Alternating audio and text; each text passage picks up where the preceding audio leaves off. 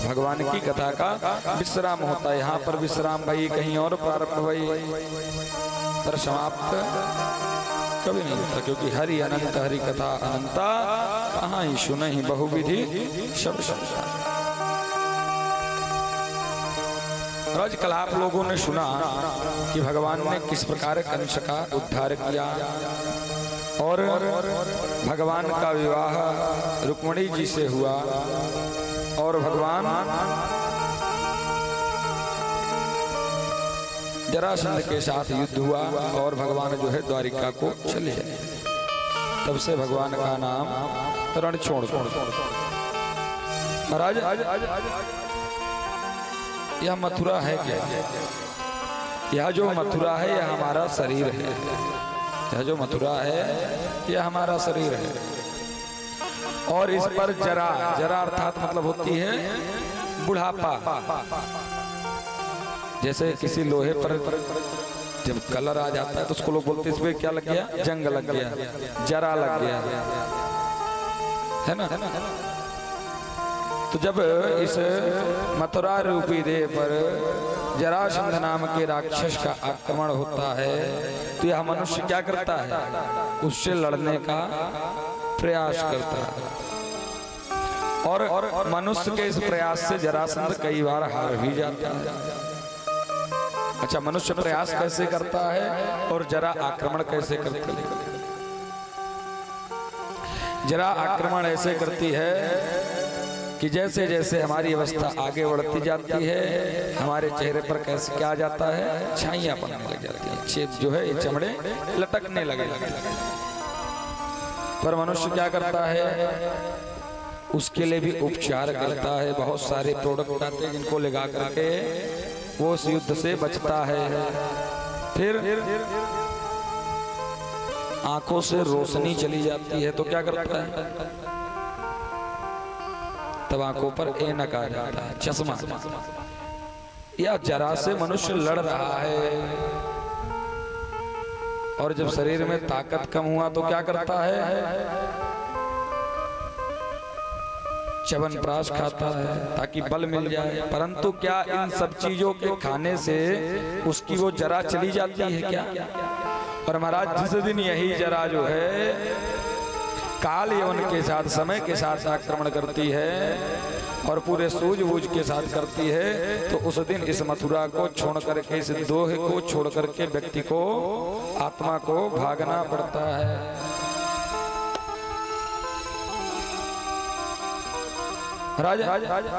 भगवान की शादी भई और भगवान के रुक्मिणी जी से एक संतान हुआ जिसका नाम क्या है? प्रद्युम्न। श्री सुखदेव जी महाराज कहते हैं कि कामस्तु दे कामस्तु वासुदेवांसो दग्धः प्रागरुद्रमन्युना देहोपपत्तये भूयास् त्वमेव प्रत्यपद्यतः। राजा भगवान के एक संतान हुई है और कौन है? प्रद्युम्न जी हैं। और कौन है? कामस्तु वासुदेवांसो। साक्षात कामदेव जो है भगवान के घर में प्रकट भये हैं। अब सोचिए, कामदेव जो है जिनकी उपमा व्यक्ति की जब सुंदरता का उपमा दिया जाता है तो क्या कहते हैं? भगवान की उपमा जब दी जाती है कामदेव से तक कोटि मनोज लजावन हारे। अनेकों कामदेव जिनकी सुंदरता के सामने हार जाते हैं, ऐसे साक्षात कामदेव जी जो है भगवान के यहाँ पर जन्म लिए हैं। सचा कामस्य वै पत्नी रतिर्नाम यशस्विनी। महाराज जब कामदेव ने जन्म लिया, प्रद्युम्न जी ने जन्म लिया तो यह बात किसको पता चली? सम्रासुर को पता चली। और सम्रासुर को यह ज्ञात हुआ कि यह भविष्य में हमारे मृत्यु का कारण बनेगा। तो यह आता है और प्रद्युम्न जी को रात्रि में चुरा करके ले जाता है और मारता नहीं, इनको समुद्र में फेंक देता है। और समुद्र में इनको एक मछली ने इनका आहार कर लिया, अपने पेट में इनको निगल लिया। महाराज सम्रासुर के राज्य के कुछ मछुआरे एक दिन उसी समुद्र में मछली को पकड़ रहे थे। बहुत सारी छोटी मछलियों के साथ वह मछली भी जो है उनके जाल में फंस गई।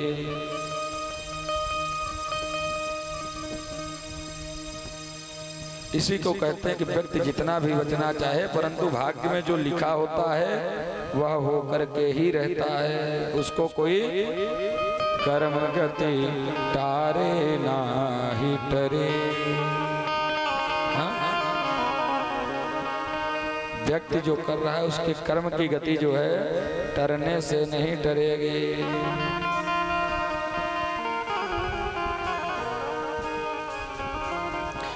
इसका साक्षात प्रमाण है। आज भी सूर्य ग्रहण लगता है, चंद्र ग्रहण लगता है। राहु और चंद्रमा, सूर्य और चंद्रमा में इनमें एक ही बार दुश्मनी, पर हरदम राहु ही चंद्रमा को ग्रस्त है। कोटि यज्ञ दान करने वाले, कोटि गौओं का दान करने वाले नृग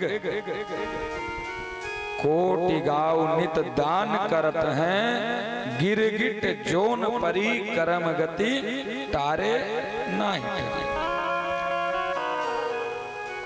तो जो कर्म की गति है वह किसी के टारने से नहीं टरती है। और यही सम्रासुर के साथ हुआ।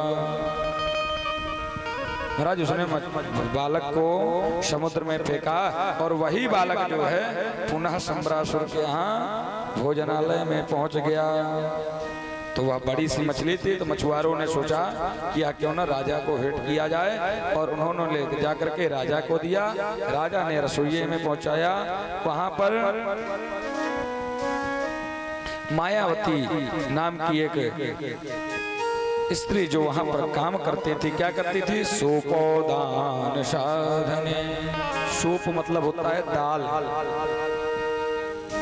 सूपोदान साधने, सूप मतलब दाल, ओदन मतलब होता है चावल। वह दाल भात पकाने के लिए उसको वहां पर रखा हुआ था।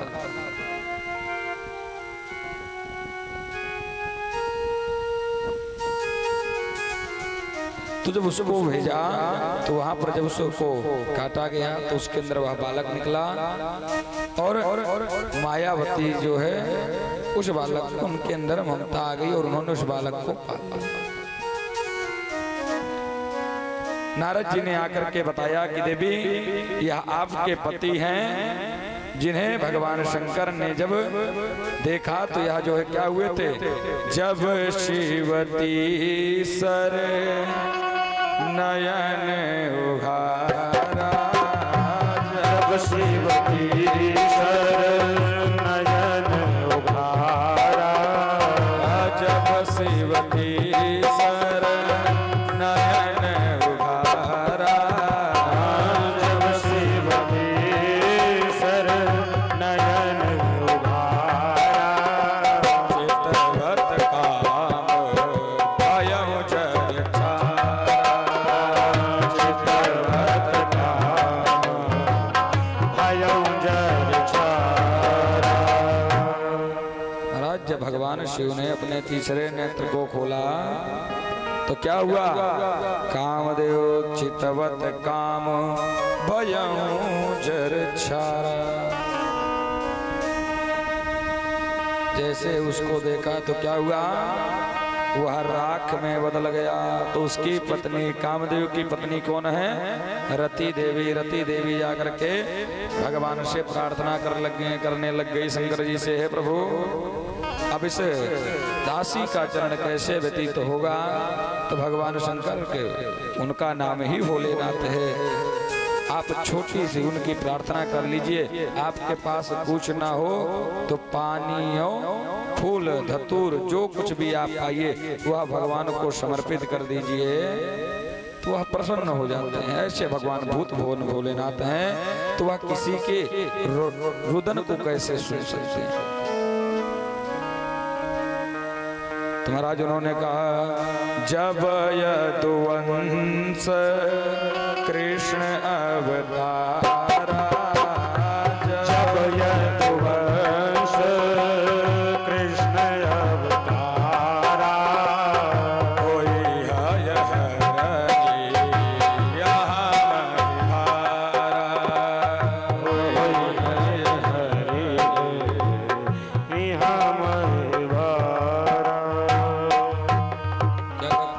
जब जो है यदुवंश में भगवान श्री कृष्ण का अवतार होगा तो उनके पुत्र के रूप में आपका यह पति जन्म लेगा।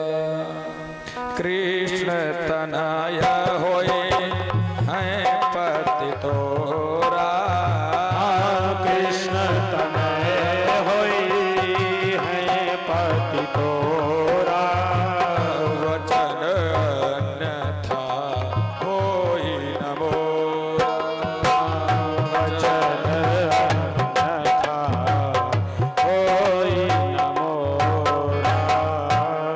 बोले वृंदावन बिहारी लाल की जय हो। क्या कहा? बोले कृष्ण तनय होई है पति तोरा, अवचन अन्यथा होई न मोरा। क्या जो आपके पति हैं या भगवान श्री कृष्ण के पुत्र के रूप में प्रकट हो गए।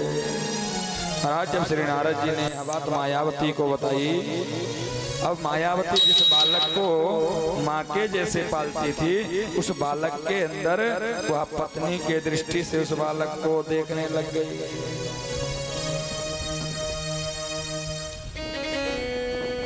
महाराज जब प्रद्युम्न जी ने देखा कि यह जो मुझे माँ के हाथ पालती थी, यह मुझे जो है अब किसी कामनी की तरह, अपनी पत्नी की तरह, जो अपने पति की तरह हमको देख रही है। महाराज यही प्रेमी और प्रेमास्पद में, प्रेमिका और प्रेमास्पद प्रेमी में जो है, यही जो है सबसे अच्छी चीज होती है कि वह एक दूसरों की नेत्र की बातों को समझ लेते हैं। इश्क वाले आंखों से आंखों के इशारे समझ लेते हैं, सपने में मिल जाएं तो मुलाकात समझ लेते हैं। यही तो प्रेम है। अगर स्वप्न को प्रेम व्यक्ति ना माने, स्वप्न को असत्य माने, तो राजा हरिश्चंद्र ने भी स्वप्न में ही अपने राज्य का दान दिया था और सत्य में उन्होंने उसको क्या किया? छोड़ दिया। और तो क्या बोले? रोता तो आसमां भी है धरती की याद में, लेकिन लोग उसे बरसात समझ लेते हैं। प्रद्युम्न जी उसकी दृष्टि को समझ गए। उन्होंने कहा कि हे देवी, आप तो मुझे मातृवत आपने मुझे पाला है और आपकी यह मेरे प्रति कैसी दृष्टि हो सकती है? आप ऐसा अन्यथा कार्य कर रही हैं। तो माता श्री देवी रति जी ने उनको समझाया कि प्रभु, मैं आपकी पत्नी हूँ। सचा कामस्य वै पत्नी रतिर्नाम यशस्सने, पत्युर्दग्ध देहस्य देहोत्पत्ति प्रतीक्षते। बोले मैं आपकी प्रतीक्षा कर रही थी कि आप कब आइएगा।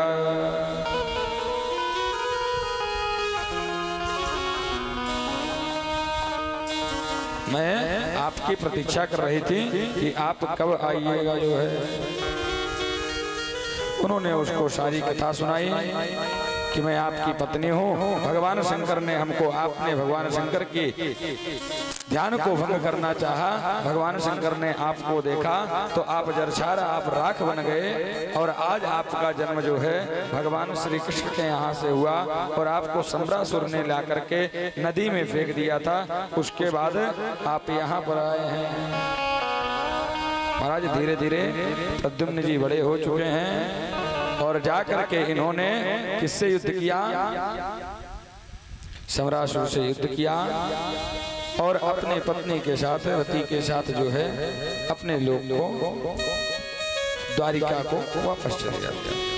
अहो मृत इवा या तो बालादिष्टे ब्रुवन। राज्य भी अपने रथ से द्वारिका की तरफ आते हैं तो माता रुक्मिणी और जो भगवान की पत्नियां हैं वह सोचती हैं, अरे कहीं साक्षात भगवान स्वयं कृष्ण तो नहीं आ रहे हैं। महाराज सब बड़े तर्कशील हो गए, सब आपस में अनेक अनेक प्रकार की बातें करने लग गए।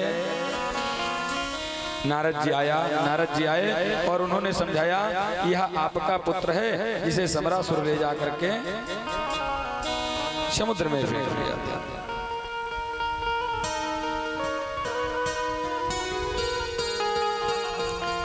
इस प्रकार महाराज श्री प्रद्युम्न जी का चरित्र जो है आगे महाराज बताते हैं कि भगवान का अगला विवाह जो है किसके साथ हुआ, सत्यभामा के साथ। महाराज सत्राजित नाम के एक राजा थे। सत्राजितः स्वतनया कृष्णाय कृतकिल्बिषा शमंतकेन मणिना स्वयमुद्यम्य दत्तवान। श्री सुखदेव जी महाराज कहते हैं कि ये राजा परीक्षित सत्राजित नाम के एक राजा थे जिन्होंने भगवान के ऊपर कलंक लगाया और बाद में अपनी बेटी के विवाह जो है भगवान के साथ कर दिया। महाराज राजा परीक्षित ने पूछा कि हे ऋषिवर, यह सत्राजित ने भगवान के ऊपर कलंक क्यों लगाया और उनकी उस मणि की क्या विशेषता थी, उनको ये मणि कहाँ से प्राप्त हुई थी और भगवान का सत्यभामा के साथ विवाह कैसे हुआ, कृपया मुझे यहाँ आप विस्तार से।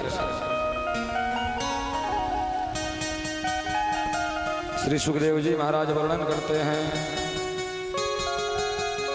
महाराज विचारणीय बात यह है कि आज 6 दिन कथा के बीच चुके, सप्तम दिवस भागवत कथा का है और जैसे जैसे व्यक्ति को जाना हो समीप में तो हृदय में उत्कंठाएं, अनेक प्रकार के विचार आने शुरू हो जाते हैं। परंतु राजा परीक्षित को आप देखिए, जो पिछले 6 दिन से बैठ करके क्या श्रवण कर रहे हैं, भागवत की कथा को श्रवण कर रहे हैं और उस भागवत में इतने रम गए हैं। यही भक्तों की गति है। जब आपका मन भगवान में रम जाएगा तो आपको किसका भय नहीं होगा। इस संसार का जो सबसे बड़ा भय है वह है मृत्यु का भय। काल व्याल खग्रास त्रास निर्नाश हेतवे। इस काल रूपी व्याल के मुख से बचना ही सबसे बड़ा भय है कि कैसे अकाल या जरा या सब हमारे ऊपर आक्रमण ना करे। इस संसार का सबसे बड़ा भय है। और राजा परीक्षित के मन में आज थोड़ी भी शंका नहीं है और वह भगवान की कथा में रम गए। अब तो उनको यह भी नहीं याद है कि 7 दिन पश्चात उनका मृत्यु भी होना है। आसीत् सत्राजिता सूर्यो भक्तस्य परमाशकः प्रीतिस्तस्मै प्रदाः सूर्य तिष्ठः स्तुष्टः श्यामन्तकम्। राजा सत्राजित एक नाम के एक राजा हैं जो भगवान सूर्य के बड़े ही उपासक हैं। और महाराज प्रीत तस्मै मणिं दद्यात्, भगवान सूर्य उन पर प्रसन्न होकर के उनको शमंतक नाम की मणि दिया है। इस मणि की विशेषता यह है कि यह मणि 8 भार सोना प्रतिदिन दिया करती है।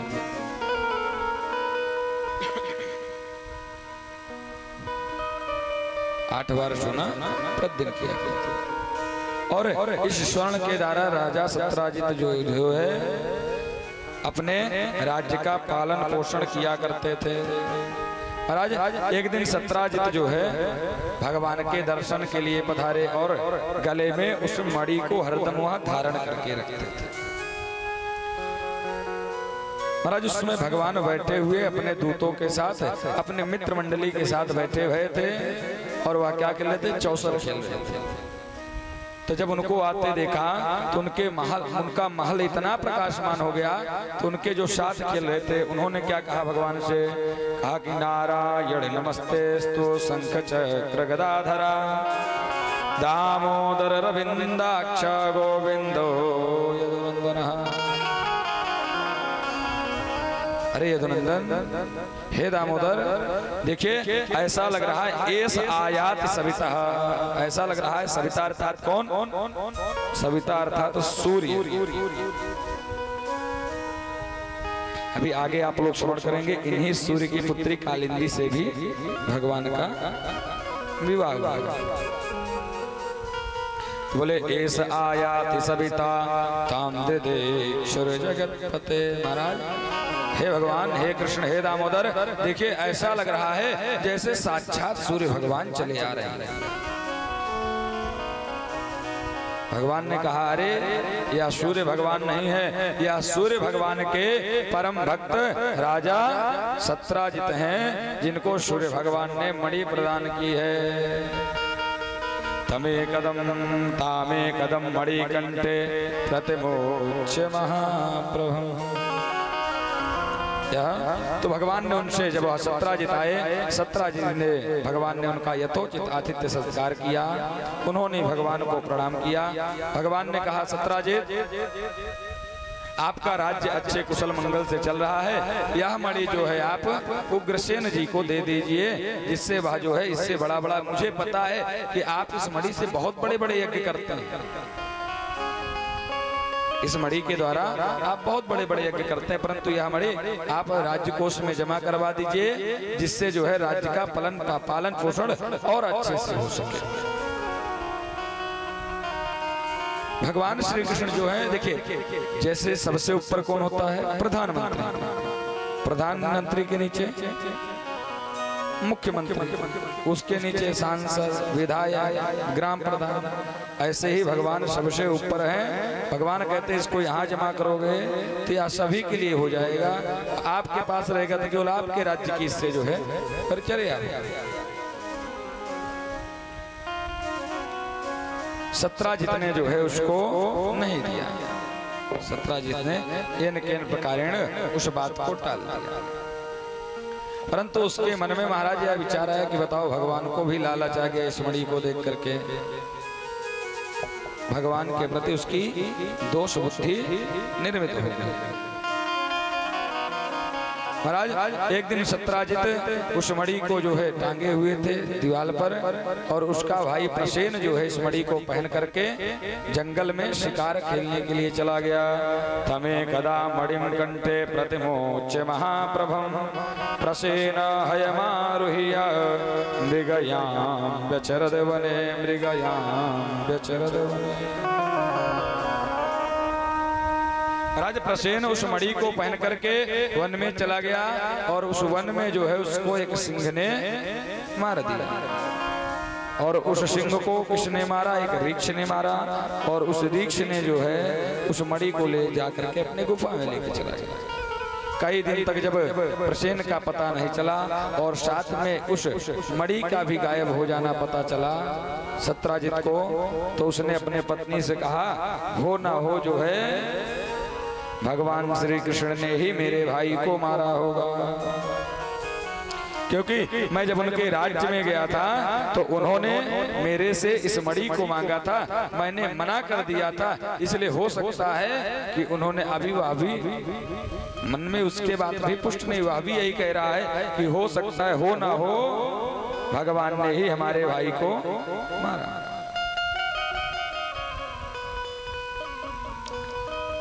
परंतु एक काम करना, देवी अपने पत्नी से कहता है, एक काम करना, मैंने आपको बात कह तो दिया, जब तक यह बात पुष्ट होती नहीं है तब तक आप किसी से कहना मत मत मत मत। अब कही तो भी किसको कही? देवी को कही। अब देवी जी को बताई तो देवी जी की बहन आई, उनकी कुछ मित्र मंडली आई, उन्होंने उनको बताया, और बाद में क्या कहती हैं, ऐसा बहन आपको मैं सबसे अच्छी मानती हूँ इसलिए आपको बताती हूँ, परंतु आप देखना किसी को बताना मत। अब जिस सहेली को बताई थी उस सहेली की भी कोई सहेली आई तो वो भी उससे भी यही कहती, बहन देखो हमको उन्होंने बता दिया था, बहुत प्रेमी हमको मानती हैं, हमको बता दिया, हमने आपको बता दिया, पर देखना अब आगे किसी को बात पता ना चले।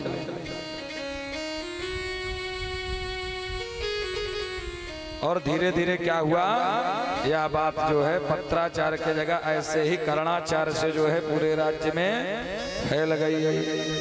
कर्णे कर्णे जपन जना, अगले दिन प्रातः हुआ तो पता चला कि जिस बात को सत्यराज ने केवल अपनी पत्नी से कहा था वह बात पूरे राज्य में हर मनुष्य कर रहा है। स्त्री तो कर ही रही, साथ में पुरुष भी कर रहा है। क्यों? क्योंकि जिस स्त्री को बताया उसने जाकर के अपने पति को भी बताया। क्यों? क्योंकि जन्म जन्म का साथ है हमारा तुम्हारा, तो हम आपसे कुछ छिपाएंगे नहीं, ऐसी भावना रख करके उन्होंने उसको बताया और पुरुष ने भी ऐसा ही किया।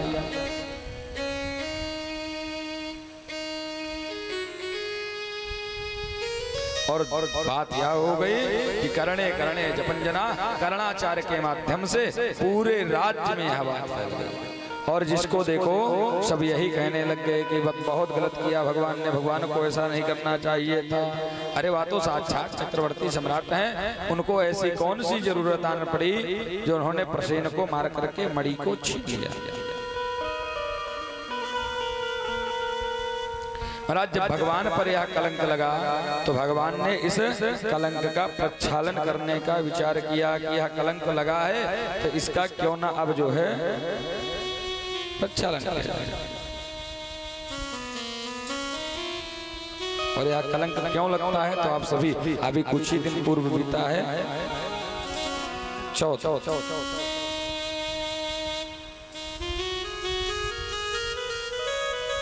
तो प्रक्षालन करने का विचार किया और अपने साथ कुछ सेना को लेकर के और वसुदेव जी और देवकी इत्यादि सभी को लेकर के नंद बाबा जी सबको लेकर के वह वन में जाते हैं। और वहां उन्होंने देखा कि एक सिंह जहां पर प्रसेन मरा था उससे कुछ आगे दूर जाकर के एक सिंह मरा हुआ था।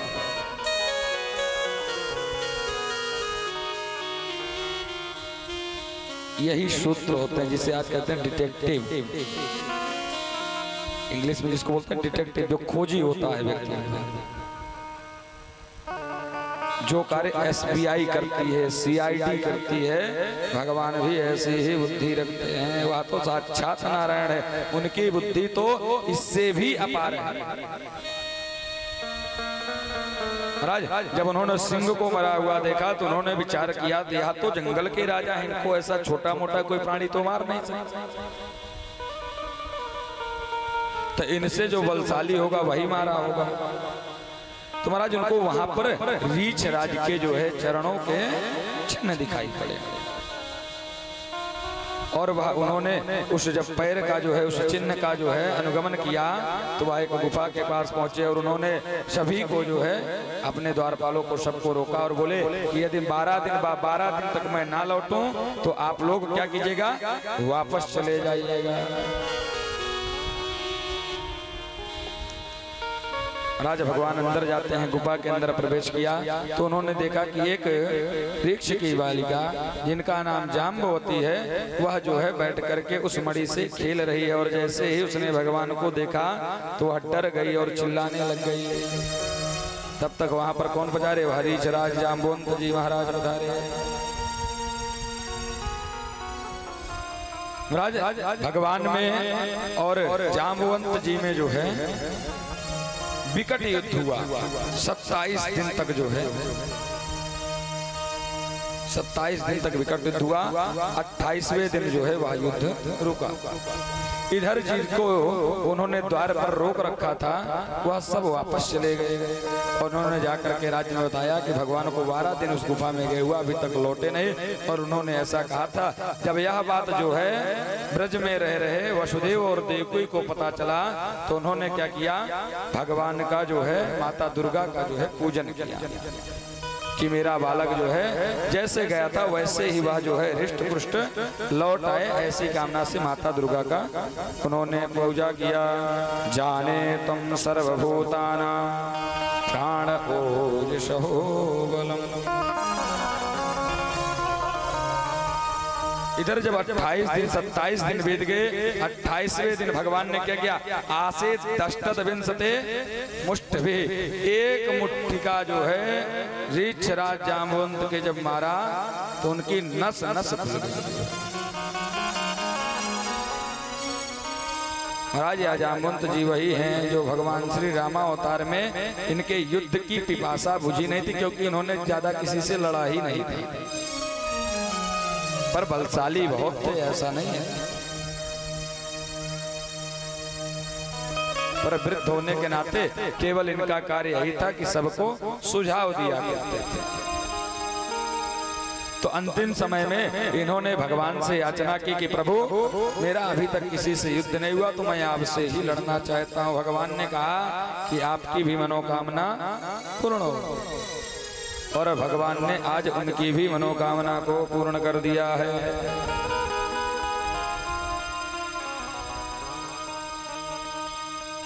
महाराज, आपके मन में यदि शुद्धता से विचार आ जाए तो भगवान उसको अवश्य पूर्ण कर देते हैं। जैसे राजा बलि की पुत्री ने केवल विचार किया, भगवान से कहा भी नहीं है, परंतु भगवान ने उसकी भी मनोकामना को पूर्ण किया। तो आप भगवान के प्रति कैसा विचार रखते हैं, आप जैसा भी विचार रखेंगे तो वह भगवान आपके उस विचार की पुष्टि जरूर करेगा। पर आपके विचार में श्रद्धा होनी चाहिए, और श्रद्धा नहीं भी है तो कहा कि भाव कुभाव अलख आलसहु नाम जपत मंगल दिशि दसहु।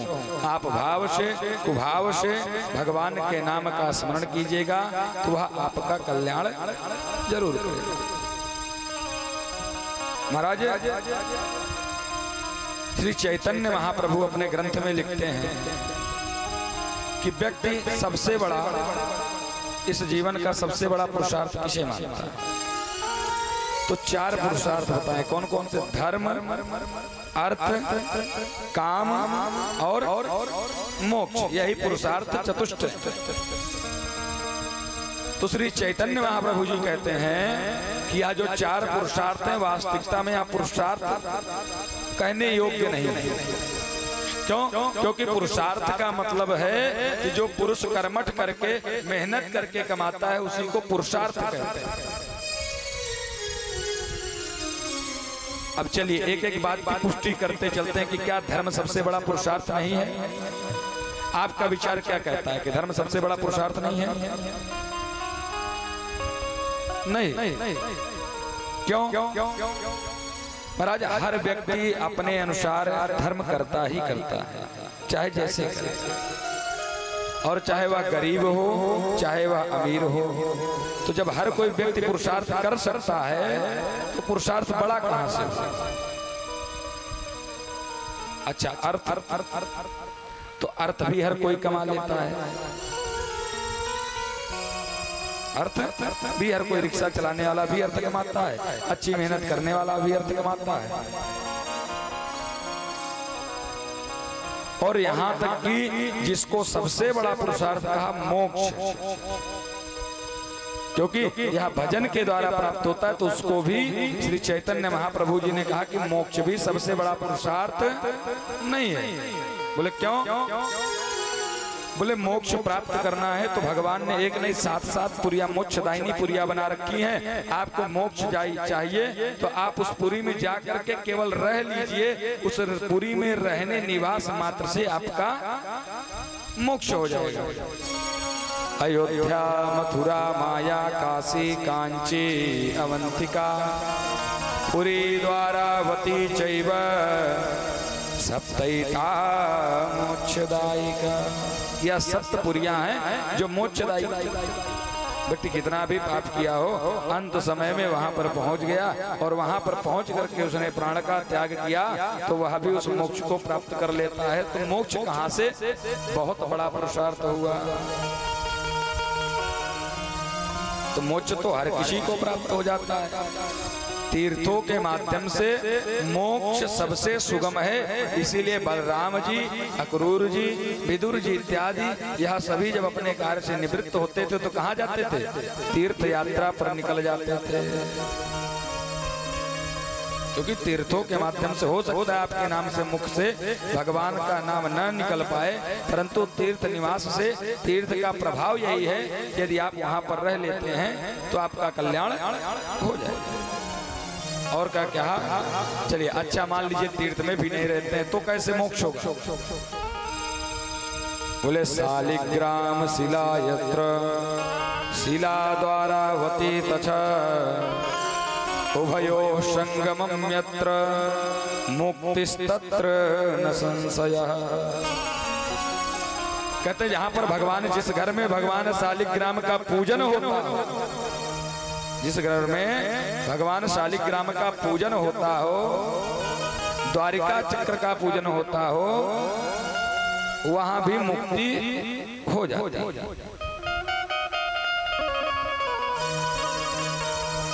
वहां भी मुक्ति प्राप्त हो जाती है जहां पर आप बोले अच्छा चलिए ये भी ठीक है। बोले कि ऐसे नहीं, तीर्थ के लिए तो संत कहते हैं, अवध के संत लिखते हैं कि धन्य धन्य कर अवध कर तुर का। कहते महाराज अवध में निवास करने वाले जो म्लेच्छ जन हैं, जो तुरक जिन्हें मुस्लिम कहते हैं, जो वह रहते हैं वो भी धन्य हैं। क्यों? जियते में सब संत बिलोकत। जब तक वह जीवित रहते हैं तब तक भगवान का अवलोकन करते हैं, संतों का अवलोकन करते हैं। भले उनके मन में श्रद्धा ना हो परंतु भगवान का अवलोकन करते हैं। और आपको पहले ही बताया कि भाव को भाव अलख आलस हो, एन केन प्रकार भगवान का नाम यदि उच्चरित हो जाए तो व्यक्ति का कल्याण हो।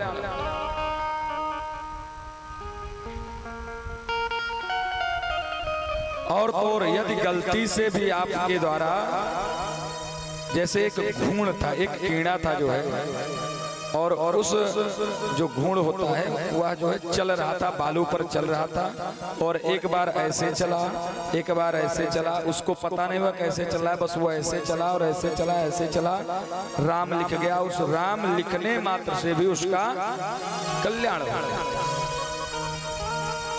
इसीलिए तो परमात्मा का नाम अकारण करुणा वरुणालय है, क्योंकि वह अकारण तो कृपा नहीं करेगा परंतु आपकी गलती को भी वह कारण बना लेगा, आपके किसी भी चीज को वह कारण बना लेगा।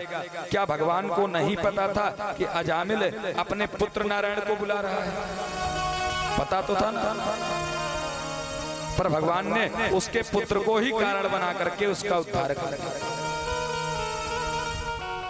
तो मोक्ष भी कोई बहुत बड़ा पुरुषार्थ नहीं है, मोक्ष तो हर कोई प्राप्त कर सकता है। तो प्रभु आप जो बता रहे हैं कि चारों कोई सबसे बड़े पुरुषार्थ नहीं है, आपका हाथ जोड़ लिया। अब आप बताइए कि सबसे बड़ा पुरुषार्थ है क्या? बोले राम ही केवल प्रेम पियारा,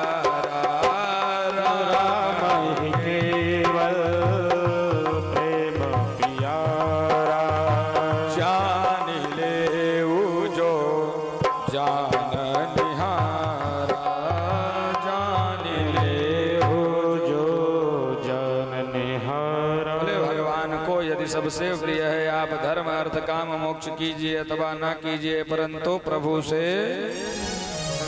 प्रेम कीजिए।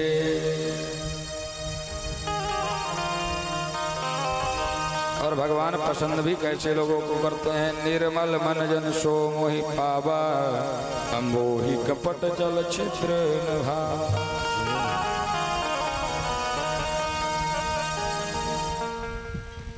तो श्री जाम्बवंत जी महाराज ने ऐसी कामना की थी, भगवान ने आज उसको क्या किया? पूर्ण किया। और जैसे ही 28वां दिन हुआ, भगवान ने ज्यों एक मुष्टिका जाम्बवंत जी के ऊपर मारा, सोए जाम्बवंत जी के एक नस और बुद्धि के जो गांठ बंधी हुई थी वह खुल गई।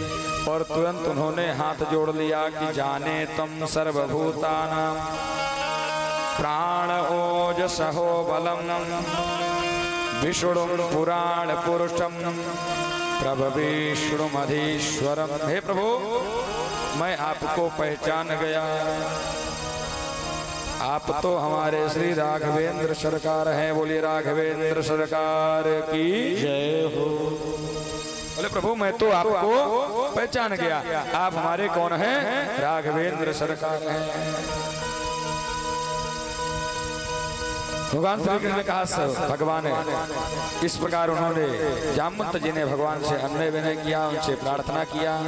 भगवान ने कहा कि हे ऋषिराज, अभी मैं जिस काम से आया हूँ पहले उस काम की बात करते हैं, फिर आगे तो बहुत सारी बातें होती रहेंगी। मैं दरअसल आया इसलिए था इस मणि को लेने। इस मणि के लिए जो है मेरे ऊपर कलंक लग गया है कि मैंने इस मणि को चुराया है। तो उस कलंक का प्रक्षालन करना है, इसलिए आप इस मणि को मुझे प्रदान कर दीजिए। जामवंत जी ने कहा प्रभु यह मणि तो मैं अपनी पुत्री को दे चुका हूं और अब आपको कैसे दूं? तो जामवंत जी ने उस मणि के साथ जो है अपनी पुत्री को भी भगवान को समर्पित कर दिया। बोले महाराज पुत्री को जो दे दिया जाता है वह लिया नहीं जाता है, तो उन्होंने पुत्री के साथ जो है उस मणि को भगवान को दहेज के रूप में दे दिया।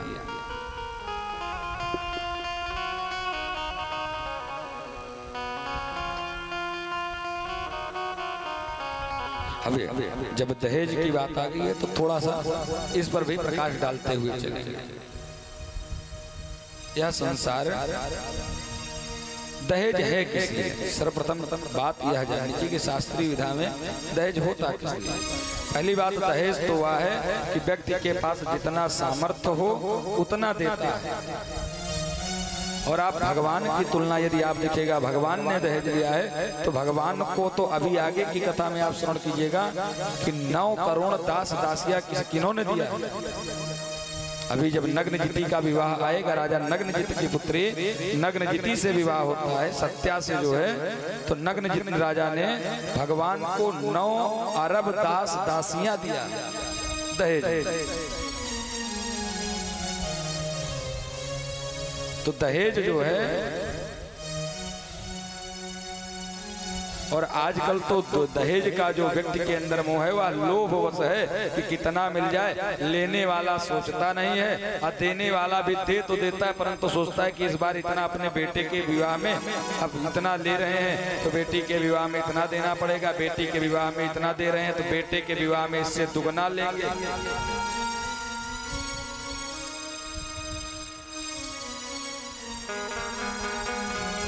विचारणीय तथ्य यह है महाराज कि लोग कहते हैं कि सबसे बड़ा दान कौन सा होता है?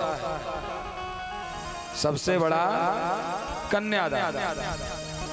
जिसका पुत्र वह अभी यही कहता है कि सबसे बड़ा दान कन्यादान होता है। परंतु संत कहते हैं कि सबसे बड़ा दान कन्यादान होता ही नहीं। सबसे बड़ा कन्यादान नहीं होता, सबसे बड़ा दान होता है पुत्र का दान। सबसे बड़ा होता है किसका दान? पुत्र का दान। क्यों? क्योंकि वास्तविकता में महाराज बात यह है, पहली बात तो दहेज लेना देना या तो चाहिए ही नहीं, और लेना भी उतना चाहिए जितना आपका सामर्थ्य हो, और देना भी उतना ही चाहिए जितना आपका देने वाले का सामर्थ्य हो। आपने अपने बच्चे को पढ़ाया है, लोग आंखों देखी बात है, तो लोग अपने बच्चे को बीए एमए करा देंगे, तो अब कन्फर्म है बीए कर लिया, चाहे नौकरी करता हो ना करता हो, उसके पास ये 10वीं पास है तो 1 लाख, 12वीं पास है तो 2 लाख, बीए किया है तो 4 लाख, एमए किया है तो 8 लाख, साथ में एक 2 पहिया गाड़ी। ये रेट लिस्ट है, पूरे जनपद की बात बता रहा हूं।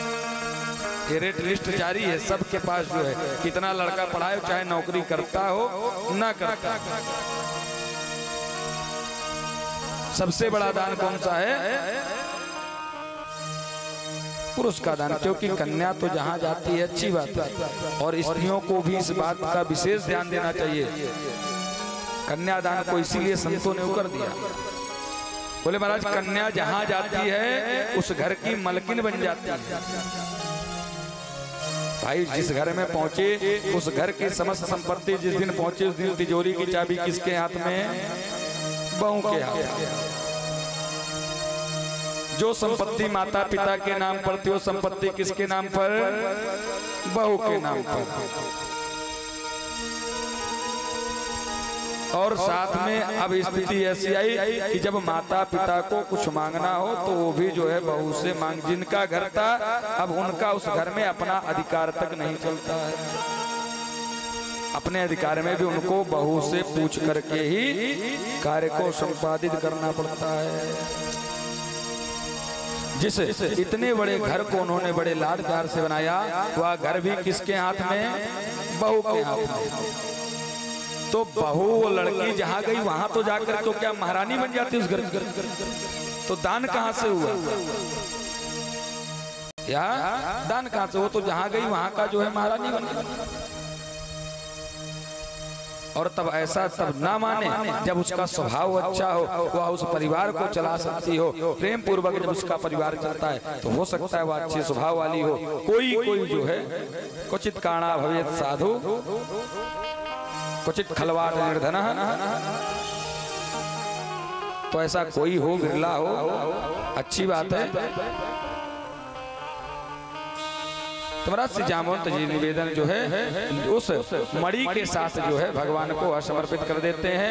भगवान 28 दिन बाद लौट करके आए हैं। इधर ब्रजवासियों को माता दुर्गा ने दर्शन दिया। उन्होंने कहा कि आपका पुत्र जो है वापस लौट करके आएगा, आप लोग चिंता मत कीजिए। तो भगवान का पहला विवाह हुआ रुक्मिणी जी के साथ और दूसरा विवाह किसके साथ हो गया? अब जाम्बवंती जी। जब लौट करके आया उन्होंने सत्राजित को उस मणि को दे दिया। तुम्हारा जब सत्राजित को दे दिया, जो लोग पहले ये कह रहे थे कि देखिए भगवान श्री कृष्ण ने क्या कर दिया, प्रसेन को मार दिया, यही तो कहने वालों की बातें हैं। अब वही लोग क्या कहते हैं कि देखो सत्राजित ने भगवान के ऊपर कैसे झूठे लांछन लगाए, बहुत गलत किया सत्राजित ने। सत्राजित को ऐसा नहीं करना चाहिए था। अरे जो इतने बड़े राजा हैं वो कहीं चोरी कर सकते हैं क्या? उनके पास धन की कमी है क्या? तो इसलिए व्यक्ति को चाहिए कि अटल निज विश्वास पर रहना चाहिए। दूसरे की बातों को सुनकर के निर्णय नहीं लेना चाहिए।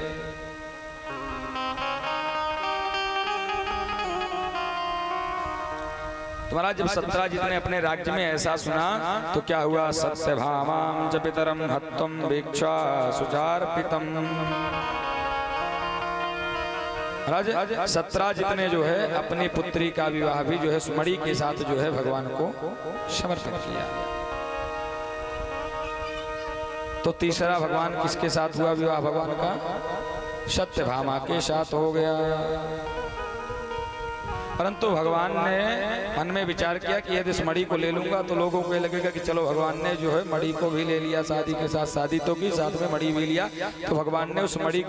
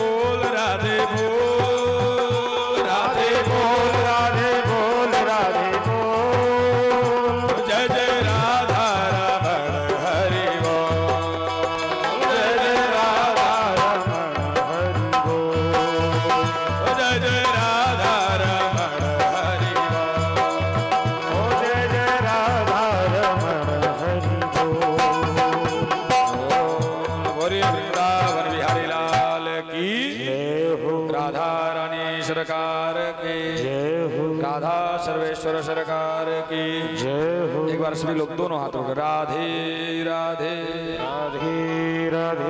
ऐसे नहीं, आवाज नहीं है आप लोगों को। अरे 2 बजे 3 बजे कथा प्रारंभ होती तब तक तो भोजन पा करके ही आते हैं आप लोग, तो कम से कम मुंह से आवाज तो सुनाई दे। और भगवान श्री कृष्ण के नाम से ज्यादा राधा जी के नाम की महिमा है। भगवान श्री कृष्ण के लाखों नाम के ऊपर एक राधा नाम जो है सबसे ज्यादा प्रभावी है। तो एक बार फिर अच्छे से और प्रेम से दोनों हाथ उठाकर बोलेंगे राधे राधे राधे राधे। हाँ। तो भगवान ने उस मणि को जो है शमंतक मणि को राजा सत्राजित को वापस कर दिया। इधर महाराज अक्रूर जी कृतवर्मा से मिलकर के, कृतवर्मा से कहते हैं, दोनों लोग कृतवर्मा और अक्रूर जी जाते हैं शतधन्वा के पास। उसको कहते हैं कि राजा अब इस समय बलराम जी है नहीं, बलराम जी हस्तिनापुर गए हुए हैं, तो इस समय सत्राजित से उस मणि को क्यों ना छीन लिया जाए। महाराज शतधन्वा जाता है और जाकर के राजा सत्राजित को मार करके उस मणि को छीन लेता है और छीन करके वह भाग जाता है। इधर जब सत्यभामा को पता लगा कि मणि के कारण मेरे पिता की मृत्यु हुई और शतधन्वा ने मारा है, तो वह जाकर के भगवान से प्रार्थना करती हैं कि सत्यभामा च पितरम हतम वीक्ष्य सुचर्पिता व्यालापातता तेते हा हतास्मिति मुह्यते। सत्यभामा जोर जोर से रोने लग गए और जाकर के जो है भगवान से निवेदन किया, तो भगवान ने जाकर के सत्यभामा को मारा और शतधन्वा को मारा जो है। और अक्रूर जी को पता चला कि जब भगवान को पता लगेगा कि मैं भी इस चीज में मिला हुआ था, तो भगवान जो है बड़े दुखी होंगे, इसलिए वह भी जो है राज्य को छोड़कर के भाग गए।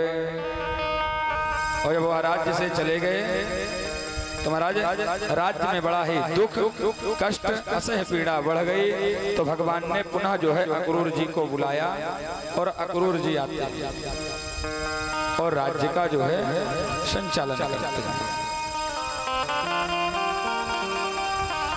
आगे महाराज भगवान का विवाह जो है सूर्य की पुत्री कालिंदी से होता है। महाराज एक बार भगवान और अर्जुन जो है यात्रा पर गए, यमुना जी के किनारे स्नान किया और वहां पर उन्होंने देखा कि एक जो है स्त्री बैठ करके भगवान नाम का स्मरण कर रही है। तो भगवान ने अर्जुन से कहा कि आप जाकर के पूछिए कि वह किस लिए इतनी आराधना कर रही है। अर्जुन वहां पर जाते हैं, उन्होंने उस स्त्री से पूछा कि आप इतनी आराधना क्यों कर रहे हैं। तो उस स्त्री ने कहा कि अहम देवस्य सवितुर दुहिता पतिमृच्छति विष्णु वरेण्यं वरदः तपः परममास्थितः।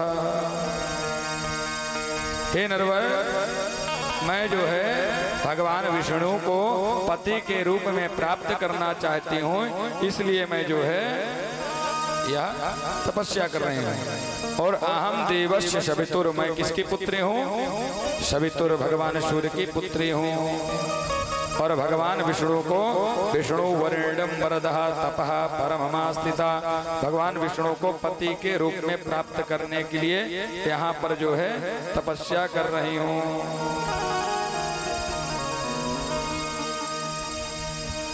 महाराज इधर दाऊ जी ने जो है अर्जुन जी को समझाया था कि अब देखना इन्होंने 3-4 शादी कर ली है, तब इनको संभालिएगा, जो है बहुत ज्यादा शादी होती जा रही है और आगे भी इनकी 16,108 विवाह होने हैं। तो अर्जुन जब जाते हैं तो अर्जुन कहते हैं प्रभु, भगवान ने पूछा कि क्या हुआ, क्या बताया उन्होंने। बोले कुछ नहीं प्रभु, वैसे वो तपस्या आराधना में अपने लगी हुई है।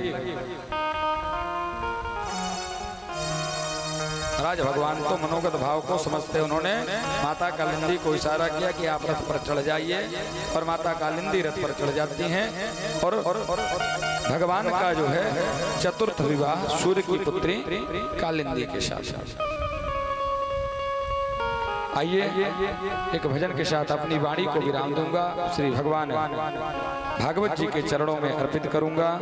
चूंकि कथा आज भागवत का विश्राम दिवस है और भागवत की कथा अभी आगे बहुत सारी कथाएं हैं जिसको आप महाराज श्री के मुखार बिंद से श्रवण करेंगे।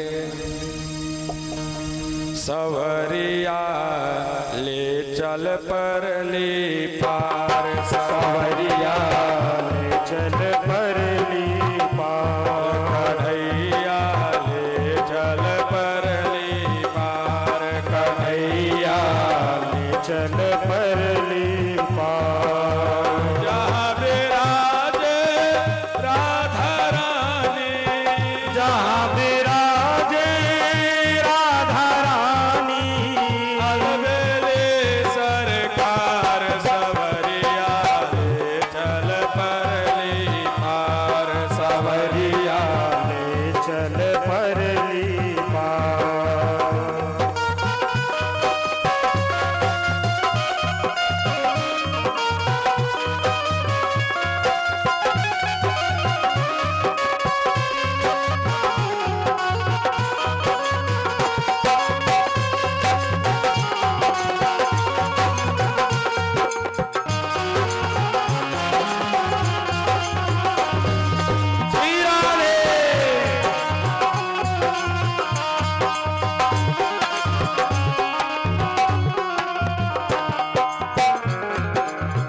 गुण अवगुण सब तेरे अर्पण, गुण अवगुण सब तेरे अर्पण, पाप पुण्य सब तेरे अर्पण, पाप पुण्य सब तेरे अर्पण, यह जीवन भी तेरे अर्पण, यह जीवन भी तेरे अर्पण।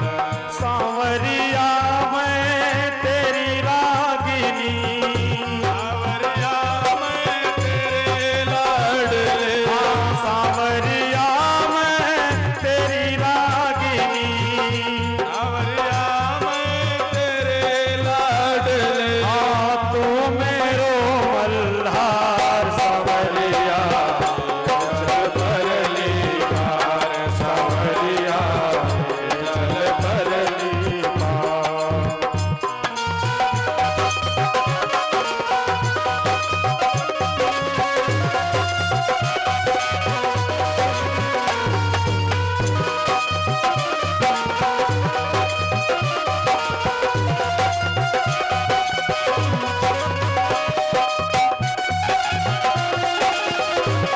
बाके बिहारी लाल की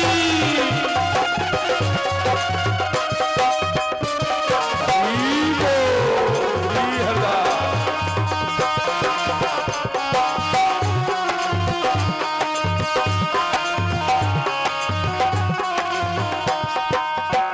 आनंद रस यहाँ बरस रहा है, आनंद रस यहाँ बरस रहा है, पी पी कहे कोई चहक रहा है,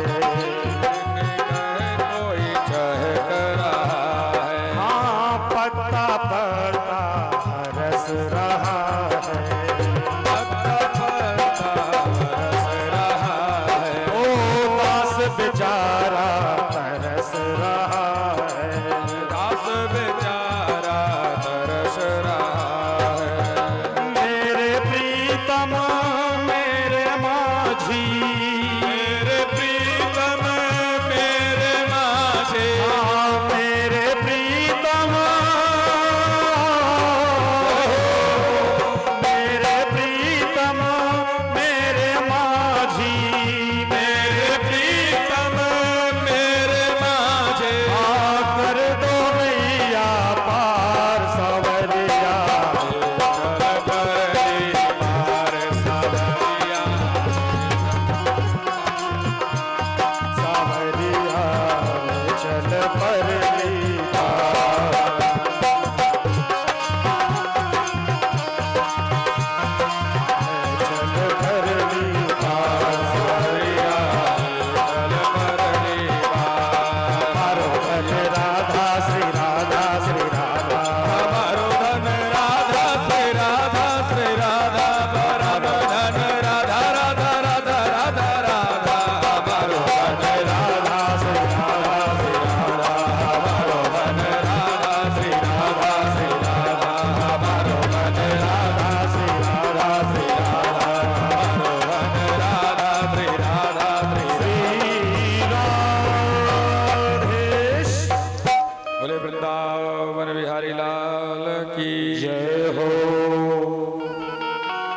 इस सप्तदिवसीय श्रीमद् भागवत की कथा के आयोजन में इस दास को, इस देह को, मंच पे विराजमान इस देह को जो भी समय प्राप्त था, जो भी वाक्य पुष्पोपहार इस दास के पास थे, वह भगवान नारायण के चरण कमलों में समर्पित करता हूँ। इस मंच के माध्यम से जो कुछ भी त्रुटि हुई हो, भगवान नारायण उसको क्षमा करें। आप सभी लोग को अंतिम बार जय श्री राधे इस व्यास मंच के माध्यम से अपनी तरफ से आगे की कथा आप सभी लोग महाराज श्री के मुखारविंद से श्रवण करेंगे। जय श्री राधे, जय श्री श्याम। बोले पूज्य बाल व्यास जी महाराज की जय।